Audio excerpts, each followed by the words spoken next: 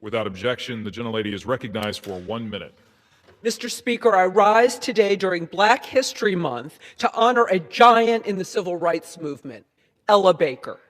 She grew up in North Carolina and studied at Shaw University, an outstanding and historic HBCU in Raleigh. After attending Shaw, she moved to New York City and fought for economic justice for Black Americans. She went on to work with Dr. King to organize the Southern Christian Leadership Conference. Following nationwide sit-ins led by Black college students, Ms. Baker was an instrumental figure in forming the Student Nonviolent Coordinating Committee at Shaw University at a conference in 1960. From fighting for voting rights for Black Americans to mentoring the next generation of civil rights leaders, Ella Baker paved the way for future generations. North Carolina and our country are better because of Ella Baker. Thank you, and I yield back. The gentlewoman yields. For what purpose does the gentleman from Georgia seek recognition? My remarks. Without objection, the gentleman is recognized for 1 minute. Mr. Speaker, I rise today to recognize Dr. Matt Hanley on his well-deserved recognition as one of Georgia Trend Magazine's 100 most influential Georgians for 2026. In just under a year since assuming the role of President and CEO of Northeast Georgia Health System, Dr. Hanley has demonstrated exceptional vision and a relentless pursuit of excellence. Dr. Hanley's seamless transition to leadership continues Northeast Georgia Health System's remarkable growth, including 5 hospitals, advanced medical programs, and an economic impact exceeding $7.5 billion. Named alongside leading business and academic figures like Delta Airlines' Ed Bastian and University of Georgia President Jerry Moorhead, Dr. Hanley is in great company. He credits all recognition to the dedicated staff and workforce at a hospital, at the healthcare system, for their shared commitment to keeping communities healthy, expanding access to care, and meeting everyday needs. Dr. Hanley has proven his leadership from the emergency room to the boardroom, and now among Georgia's most influential voices. Through his service, Dr. Hanley is helping build a healthier, a stronger Georgia for all. Thank you, Mr. Speaker. And I yield back.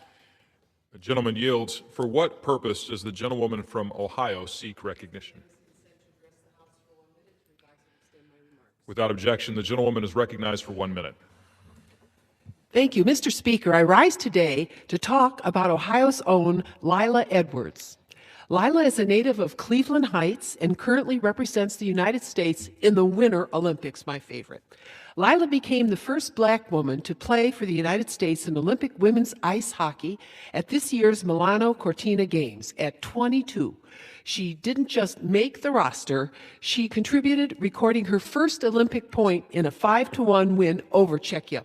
We've been saying it for years. Ohioans are awesome, and Lila truly proves it. She grew up skating on our lakes and ponds, working hard and believing in herself. She kept going even when she was the only girl on the ice, even when few people who looked like her had ever been given that chance. During Black History Month, her story reminds us that progress doesn't happen by accident. It happens because purposeful people show up, work hard, and refuse to be told they don't belong. I congratulate Lila Edwards. Lila, you have made Northwest Ohio and all of Ohio extremely proud. Proud of our country. Go Lila. Go Team USA. Thank you, Mr. Speaker. I yield back. The gentlewoman yields. For what purpose does the gentleman from Indiana seek recognition? Without objection, the gentleman is recognized for 1 minute. Thank you, Mr. Speaker. I want to rise today to honor my parents, Albert and Sarah Stutzman. They are celebrating their 50th anniversary this Saturday, one day after Valentine's. And I just want to acknowledge them and all that they've done for me and for my siblings. They have really been an example of what hard work and what faith can do in a great country like America. My dad dropped out of high school. They were married when they were very young, and they worked tremendously hard. They went through a lot of challenges in their own lives as they worked to build a better future for not only themselves, but for my siblings and myself and others. They were foster parents. They went on mission trips. They helped people in the community. They would take people into our home whenever they needed help. And they were always willing to help those who were in need. They were always active in church. They were active in our schools. And I just can't say enough about how proud I am of my parents, Albert and Sarah. And so I just want to wish them a happy anniversary this weekend. I love you and looking forward to years ahead together. Thank you. Yield back. Gentleman yields. For what purpose does the gentleman from New York seek recognition?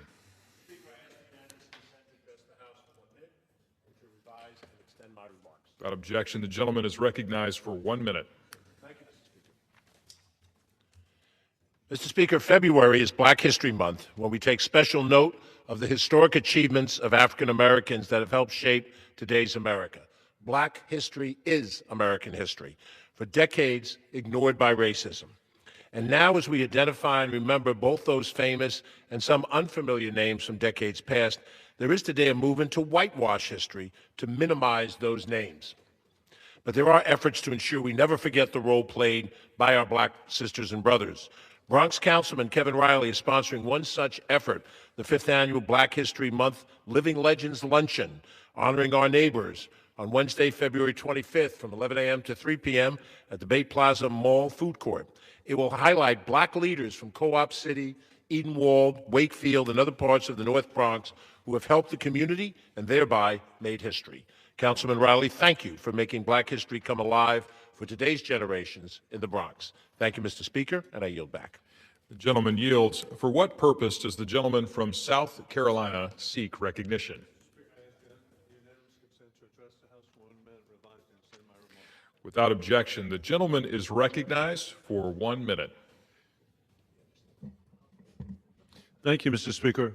War criminal Putin should apologize for his January 29th phone call pledge to President Donald Trump to avoid destroying utilities in Ukraine, while Putin accelerates attacks to freeze Ukrainians as Stalin starved Ukrainians.